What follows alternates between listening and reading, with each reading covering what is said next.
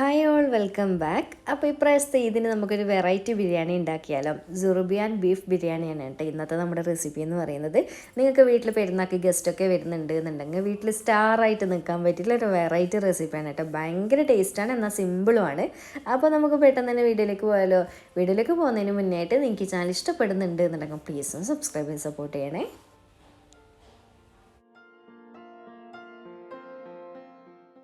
അങ്ങനെ നമ്മുടെ സുർബിയാൻ ബിരിയാണിക്ക് വേണ്ടിയിട്ടുള്ള ബീഫ് ഇതാ ഞാൻ കഴുകി വൃത്തിയാക്കിയതിന് ശേഷം വെള്ളം നന്നായിട്ട് ഊറ്റി കളഞ്ഞിട്ട് ഈ ഒരു കുക്കറിലേക്ക് ഇട്ട് കൊടുത്തിട്ടുണ്ട്. ഞാനിപ്പോൾ എടുത്തിട്ടുള്ളത് 1.5 കിലോഗ്രാം ബീഫാണ്. എല്ലോട് കൂടിയിട്ട് തന്നെ എടുക്കാൻ നോക്കുക. എല്ലും നെയ്യൊക്കെ ഉണ്ടെങ്കിൽ ഭയങ്കര ടേസ്റ്റാണ് കേട്ടോ. അതുപോലെ തന്നെ ഈ ഒരു പീസ് ഈ ഒരു വലുപ്പത്തിലായിട്ടാണ് കേട്ടോ കട്ട് ചെയ്തെടുത്തിട്ടുള്ളത്. ഓവർ ചെറുതാക്കിയിട്ട് കട്ട് ചെയ്യേണ്ട, അപ്പോൾ അത്രയ്ക്ക് ബിരിയാണിക്ക് നന്നായിട്ട് കിട്ടില്ല. ഇനിയിപ്പോൾ നമുക്ക് ഇതിലേക്കുള്ള ചെറിയൊരു മസാല കാര്യങ്ങളൊക്കെ ഒന്ന് റെഡിയാക്കി കൊടുക്കണം. ഇനിയിപ്പോൾ നമുക്ക് ഈ ഒരു ബീഫിലേക്ക് ആദ്യം തന്നെ 1/2 ടീസ്പൂൺ മഞ്ഞൾപ്പൊടിയും 1 ടേബിൾ സ്പൂൺ മുളക് പൊടിയാണ് ഇട്ട് കൊടുക്കുന്നത്. പിന്നെ നമുക്ക് 1 ടീസ്പൂൺ മല്ലിപ്പൊടിയും 1/2 ടേബിൾ സ്പൂൺ അറബിക് മസാല, അതായത് ഏത് ടൈപ്പ് അറബിക് മസാല ആയാലും കുഴപ്പമില്ല കേട്ടോ. നമുക്ക് മന്തിയുടേതായാലും കബ്സയുടേതായാലും ഏതായാലും കുഴപ്പമില്ല. പിന്നെ നമുക്ക് പാകത്തിനുള്ള ഉപ്പും കൂടി ചേർത്ത് കൊടുക്കുക. അടുത്തത് നമുക്ക് 1.25 ടേബിൾ സ്പൂണോളം ഇഞ്ചി വെളുത്തുള്ളി ചതച്ചത് രണ്ടും കൂടി ഒന്നിച്ച് ചതച്ചതാണ് ചേർത്ത് കൊടുത്തിട്ടുള്ളത്.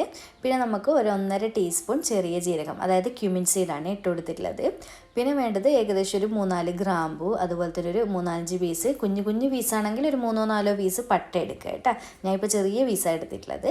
അതുപോലെ തന്നെ ഏകദേശം ഒരു 4-5 ഏലക്കായും പിന്നെ 2 ബേ ലീഫും പിന്നെ 1/2 ടേബിൾ സ്പൂൺ മല്ലിയില്ല നമ്മുടെ മുഴുവനായിട്ടില്ല ആ മല്ലിയും ചേർത്ത് കൊടുക്കുന്നുണ്ട്. അതുപോലെ തന്നെ 1/2 ടേബിൾ സ്പൂൺ കുരുമുളകില്ല മുഴുവനായിട്ടില്ല അതും കൂടി ചേർത്ത് കൊടുക്കുന്നുണ്ട് കേട്ടോ. ഈ ഒരു ഹോൾ സ്പൈസസിൻ്റെ ഒക്കെ അളവ് ചെറിയ വ്യത്യാസങ്ങൾ വന്നതെന്ന് വെച്ച് ടെൻഷനൊന്നും ആവണ്ട കേട്ടോ.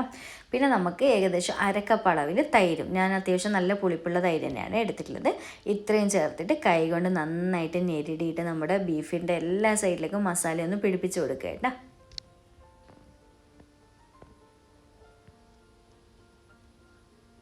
അങ്ങനെ തന്നെ മസാലയൊക്കെ റെഡിയാക്കി വെച്ചിട്ടുണ്ട്. ഇനിയിപ്പോൾ നമുക്കിതുപോലെ അടച്ച് വെച്ച് കൊടുക്കാം. എന്നിട്ട് സ്റ്റൗ ഒന്ന് ഓൺ ചെയ്ത് കൊടുക്കട്ടെ.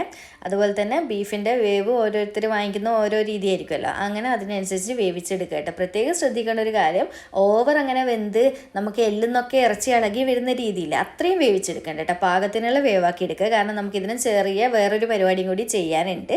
അതുകൊണ്ട് അപ്പോൾ ഞാൻ വാങ്ങിച്ചിട്ടുള്ള ഈ ഒരു ബീഫ് എനിക്ക് 5 വിസിലാണ് കേട്ടോ വേവാനായിട്ട് ആവശ്യമുള്ളത്. അപ്പോൾ ഞാൻ ഇത് വേവിച്ചിട്ട് കാണിച്ചു തരാം. അപ്പോൾ ബീഫ് അവിടെ നിന്ന് വേവുന്ന സമയം കൊണ്ട് നമുക്കിതിലേക്കുള്ള അരി ഒന്ന് കുതിരാൻ വേണ്ടി വെക്കാം. അപ്പോൾ ഈ ഒരു ബൗളിലേക്ക് ഞാൻ 5 കപ്പ് അരിയാണ് കേട്ടോ എടുത്തിട്ടുള്ളത്, അതായത് 1 കിലോന് അരിയുണ്ട്. അപ്പോൾ നല്ലപോലെ കഴുകിയതിന് ശേഷം നന്നായിട്ട് കുറച്ചധികം തന്നെ വെള്ളം ഒഴിച്ചിട്ട് കുതിരാൻ വേണ്ടി വെക്കുക കേട്ടോ. അപ്പോൾ ഞാൻ എടുത്തിട്ടുള്ള റൈസ് നമ്മൾ മന്തിക്കൊക്കെ നോർമൽ വാങ്ങിക്കുമല്ലോ, സെല്ല ബസ്മതി റൈസാണ്, വൈറ്റ് റൈസാണ് എടുത്തിട്ടുള്ളത്. അപ്പോൾ ഇനി ഞാൻ നല്ലപോലെ ഒന്ന് കഴുകി എടുത്തിട്ട് ഒന്ന് കുതിരാൻ വേണ്ടി വെക്കട്ടെ. ഒരു അരമണിക്കൂർ നന്നായിട്ട് കുതിരാൻ വേണ്ടിയിട്ട് വെക്കുക കേട്ടോ. അപ്പോൾ അരി അവിടെ ഞാൻ കുതിരാൻ വേണ്ടി വെച്ചിട്ടുണ്ട്. ആ ഒരു ടൈമിൽ നമുക്ക് ഇതിലേക്കുള്ള സവാളയൊന്ന് ഫ്രൈ ചെയ്തെടുക്കണം. നമ്മൾ ബിരിയാണിക്കൊക്കെ ഫ്രൈ ചെയ്തെടുക്കുമല്ലോ അതുപോലെ. അപ്പോൾ ഈ ഒരു ബൗളിലേക്ക് ഞാനൊരു 5 വലിയ സവാള ഇതുപോലെ നേരിയതായിട്ട് നീളത്തിൽ കട്ട് ചെയ്തെടുത്തിട്ടുണ്ട് കേട്ടോ. നമുക്ക് ഫ്രൈ ചെയ്യാനുള്ളതാണ്, അതുകൊണ്ട് നേരിയതായിട്ട് തന്നെ കട്ട് ചെയ്യാൻ നിൽക്കണേ. അതിനുശേഷം ഇതാ ഞാൻ ചീനച്ചട്ടിയിൽ എണ്ണ വെച്ചിട്ട് നമ്മുടെ സവാള ഫ്രൈ ചെയ്തെടുക്കുന്നുണ്ട്. അറിയാമല്ലായിരിക്കും നമ്മൾ ബിരിയാണിക്കൊക്കെ ഫ്രൈ ചെയ്തെടുക്കുന്ന പോലെ തന്നെ ഒരു ഗോൾഡൻ ബ്രൗൺ കളറാകുന്ന സമയത്ത് എണ്ണയിൽ നിന്ന് കോരിയെടുത്താൽ മതി കേട്ടോ. പിന്നെ ഒരു കാര്യം പ്രത്യേകം ശ്രദ്ധിക്കുക, എല്ലാം കൂടി ഒന്നിച്ചങ്ങനെ ഫ്രൈ ചെയ്തെടുക്കരുത്. കുറച്ചായിട്ട് മാത്രം ഇട്ടിട്ട് ഇതുപോലെ തിരിച്ചും മറിച്ചൊക്കെ ഇട്ടിട്ട് നല്ല ക്രിസ്പി ആയി കിട്ടുന്നവരെ ഫ്രൈ ചെയ്തെടുക്കുക കേട്ടോ. അപ്പോൾ ഇതൊക്കെ എല്ലാവർക്കും അറിയുന്ന കാര്യമല്ല, അപ്പോൾ ഞാനൊന്ന് പെട്ടെന്ന് തന്നെ പറഞ്ഞു പോവുകയാണ് ചെയ്യുന്നത്. അങ്ങനെ ഇത് നമ്മുടെ സവാളയൊക്കെ നല്ലപോലെ ഒന്ന് ഫ്രൈ ആയി വന്നിട്ടുണ്ട്. നല്ലൊരു ലൈറ്റ് ഗോൾഡൻ ബ്രൗൺ കളറായിട്ടുണ്ട് കേട്ടോ. ഈ ഒരു ടൈം ആകുമ്പോൾ എണ്ണയിൽ നിന്ന് കോരിയെടുക്കാം. ഇതിലും കളർ മാറാൻ വേണ്ടി നിൽക്കണ്ടേ, അപ്പോൾ കരിവ് ഫ്ലേവർ വരും. ഈ ഒരു ടൈമിൽ തന്നെ എടുത്തു കഴിഞ്ഞാൽ കുറച്ചൊന്ന് നിൽക്കുമ്പോൾ നല്ല ക്രിസ്പി ആയിട്ട് കിട്ടിക്കോളും കേട്ടോ. ഇത്രയേ ഉള്ളൂ.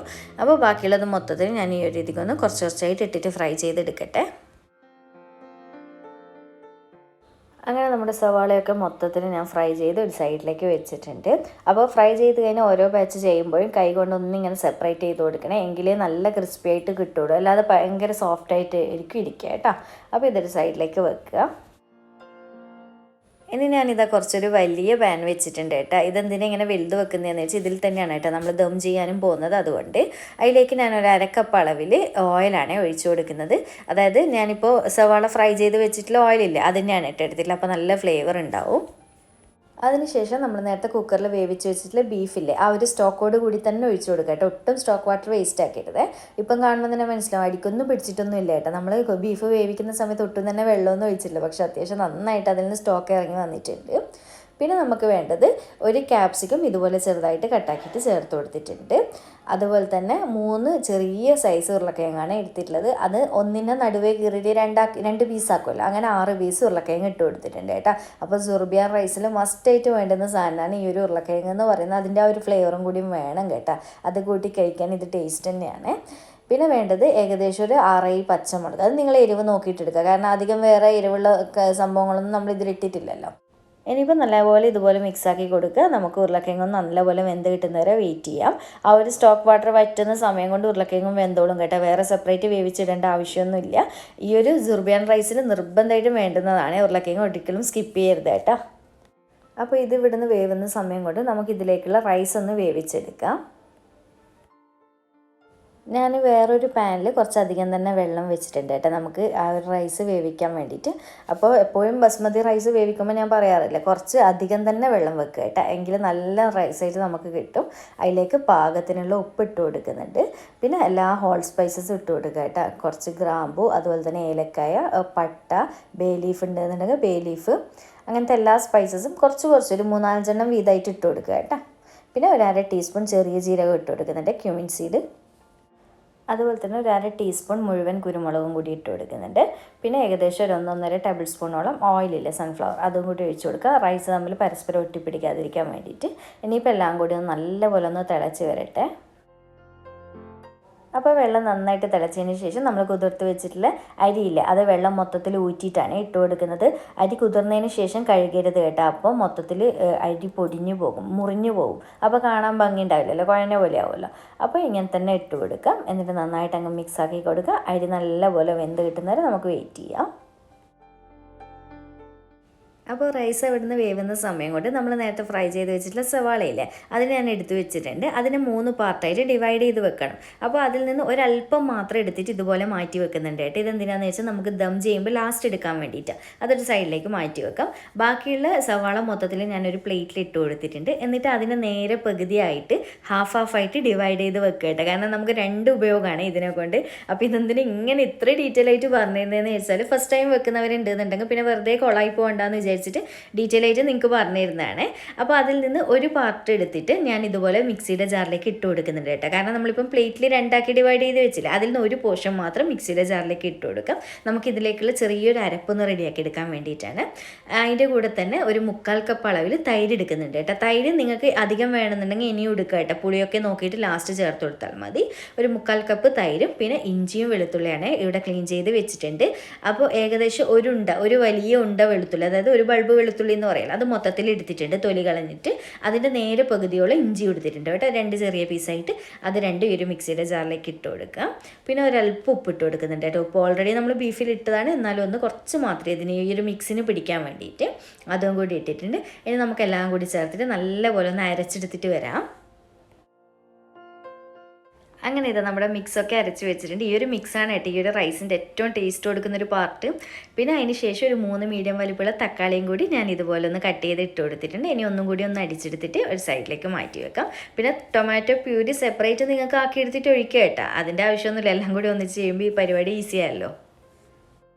അങ്ങനെ ഇതാ ഒരു ടൈമിൽ നമ്മുടെ റൈസും കൂടി വെന്ത് വന്നിട്ടുണ്ട്. ഇനിയിപ്പോൾ നോർമൽ അറിയാമല്ലോ എല്ലാവരും മന്തിയൊക്കെ ചെയ്യുന്നതല്ലേ, അതുപോലെ തന്നെ അരിപ്പയിൽ കൂടി അടിച്ചിട്ട് അവിടെ ഊറ്റിയിട്ട് ഒരു സൈഡിലേക്ക് മാറ്റി വെക്കാം. പിന്നെ ഇതിലിട്ടിട്ടുള്ള ഏലക്കായ പട്ട സംഭവങ്ങളൊക്കെ ഇല്ല, അതൊക്കെ ഒഴിവാക്കുന്നുണ്ടെങ്കിൽ ഒഴിവാക്കട്ടെ, ഇനി ആവശ്യമില്ല. അപ്പോൾ നമ്മുടെ റൈസ് അവിടെ ഊറ്റിയിട്ട് മാറ്റി വെച്ചിട്ടുണ്ട് കേട്ടോ, സ്ട്രെയിനറിലിട്ടിട്ട്. ആ ഒരു ടൈമിൽ നമ്മുടെ മസാല കണ്ടില്ല എല്ലാം കൂടി സെറ്റായിട്ടുണ്ട് കേട്ടോ. ആ ഒരു സ്റ്റോക്ക് വാട്ടറൊക്കെ ഒന്ന് വറ്റി തിക്കായിട്ടുണ്ട്. അതുപോലെ തന്നെ ഉരുളക്കിഴങ്ങൊക്കെ വെന്തിട്ടുണ്ട് കേട്ടോ.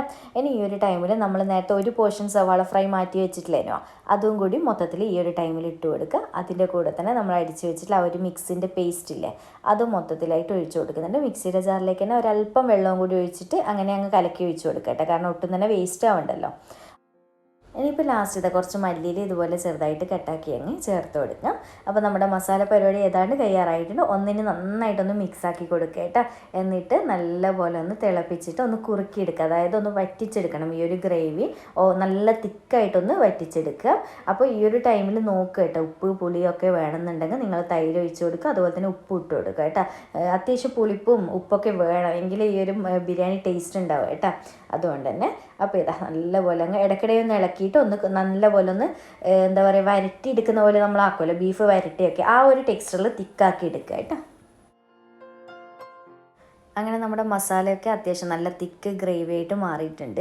ഈ ഒരു ടൈമിൽ നമ്മൾ നേരത്തെ വേവിച്ച് ഊറ്റി വെച്ചിട്ടുള്ള റൈസ് മൊത്തത്തിലായിട്ട് ഇട്ട് കൊടുക്കുക കേട്ടോ. അപ്പോൾ റൈസ് നിങ്ങൾക്ക് കാണുമ്പോൾ തന്നെ മനസ്സിലാവും നല്ല അടിപൊളിയായിട്ട് കിട്ടിയിട്ടില്ല, ഒട്ടും തന്നെ പരസ്പരം ഒട്ടിപ്പിടിക്കുകയോ ഒന്നുമില്ല കേട്ടോ. ഈ ഒരു വേവ് തന്നെ എടുക്കാൻ നോക്കുക.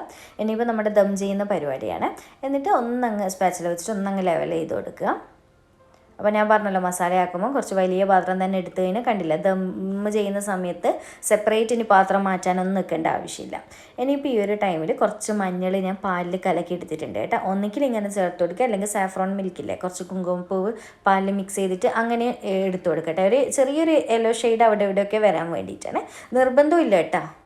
അത്യാവശ്യം നമ്മുടെ മസാലയൊക്കെ കളറുള്ളത് കൊണ്ട് തന്നെ നിർബന്ധമായിട്ട് ചെയ്യണമൊന്നുമില്ല.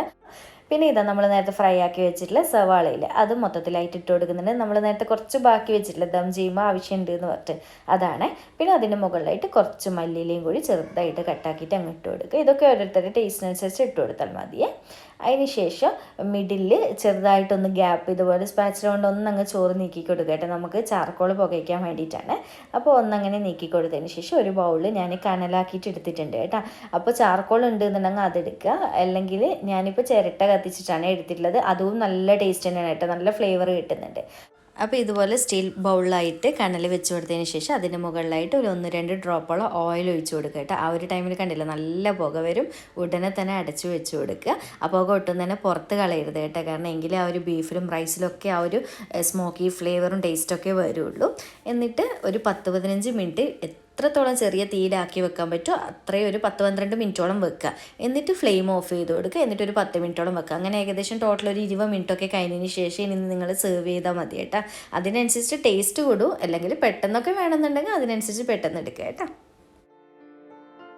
ഞാനിപ്പോൾ ഇതാ ഒരു അരമണിക്കൂറൊക്കെ കഴിഞ്ഞതിന് ശേഷമാണ് സെർവ് ചെയ്യാൻ പോകുന്നത്. നല്ല ഇത് അടപ്പ് തുറക്കുമ്പോൾ തന്നെ ഭയങ്കര മണമായിരിക്കും കേട്ടോ, നല്ല. അപ്പോൾ ഇതാ ആ ഒരു ബൗള് സെപ്പറേറ്റ് എടുത്ത് അങ്ങ് മാറ്റി വെക്കുക. എന്നിട്ട് റൈസൊക്കെ പതുക്കെ മിക്സ് ആക്കുക. അതിനുശേഷം നമ്മുടെ അടിയിലുള്ള ആ ഒരു മസാലയില്ലേ ബീഫിൻ്റെ, അതോടുകൂടി മൊത്തത്തിലായിട്ട് അങ്ങ് മിക്സ് ചെയ്ത് വെക്കുക കേട്ടോ. ഇപ്പോൾ റൈസ് നിങ്ങൾക്ക് കാണുമ്പോൾ തന്നെ മനസ്സിലാവും അത്രമാത്രം പെർഫെക്റ്റ് ആയിട്ട് കിട്ടിയില്ല, ഒട്ടും തന്നെ ഒട്ടിപ്പിടിക്കുകയോ ഒന്നുമില്ല കേട്ടോ. ഇതുപോലെ തന്നെ ആക്കി എടുക്കുക. ഇനി മൊത്തത്തിൽ ഞാനൊന്ന് മിക്സ് ആക്കി എടുക്കട്ടെ.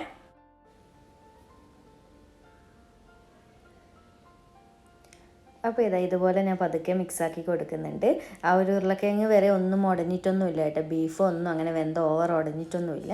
അപ്പോൾ ഞാൻ ഇതുപോലെ സെർവ് ചെയ്ത് കൊടുക്കുന്നുണ്ട്. എന്തായാലും ഇപ്രാവശ്യത്തെ ഇതിനൊന്ന് ട്രൈ ചെയ്തിട്ട് ഫീഡ്ബാക്ക് അറിയിക്കുക കേട്ടോ. നല്ലൊരു ഫ്ലേവറുള്ള ഒരു വെറൈറ്റി ഫ്ലേവറുള്ള ഒരു റൈസാണ്.